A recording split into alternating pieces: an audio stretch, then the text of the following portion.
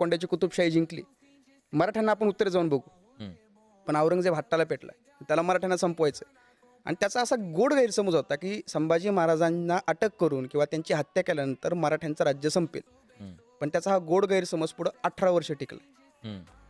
त्या गोष्टीचा बदला छत्रपती शिवाजी महाराज आग्र्यावर निसटून गेले, या गोष्टीचा पश्चाताप त्याला हे करण्यासाठी कारणीभूत ठरला. त्याने आयुष्यामध्ये त्याचे नातेवाईक सुद्धा सोडलेले नाहीत हे आपण इतिहासामध्ये वाचलं. तो कसा होता, व्यक्ती म्हणून कसा होता तो? सर, मुळात आहे ना, औरंगजेब हा मराठ्यांचा सर्वात मोठा शत्रू आहे. हम्म. शिवाजी महाराजांच्या आयुष्यातल्या सुरुवातीच्या कारकिर्दीमध्ये जर बघितलं तर आदिलशाह आपला सर्वात मोठा शत्रू म्हणून आपल्या समोर आहे. हम्म. पण जसं शिवाजी महाराजांनी पन्हाळगड आणि ते सिद्धेश्वरच्या वेढ्यातून निसटतात, ते 1660 ते 1707 हा जवळजवळ 47 वर्ष औरंगजेबाच्या विरोधातला लढा. हम्म.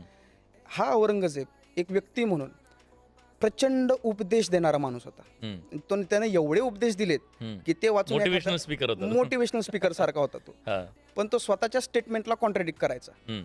औरंगजेबाचा इतिहासकार, आता माझ्या नजरेमध्ये औरंगजेब कसा आहे, पुंगी होता म्हणायला हरकत नाही. ढोंगी होता. हा. पण माझ्या नजरेतला औरंगजेब कसा आहे हे जाणून घेण्याची लोकांना गरज नाही. हम्म. औरंगजेबाच्या दरबारातले लोक औरंगजेबाविषयी काय लिहून ठेवत आहेत.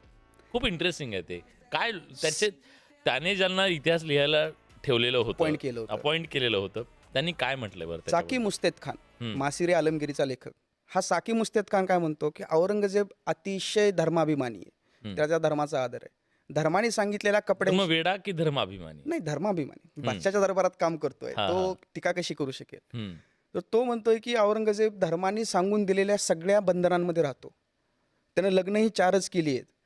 तो कपडेसुद्धा धर्माने सांगितलेल्या पद्धतीनेच घालतो. हम्म. त्याला खोटं बोललेलं आवडत नाही, त्याला चहाडी केलेल्या आवडत नाही, त्याला कपटाने कुठली गोष्ट करायला आवडत नाही, त्याला खोट्या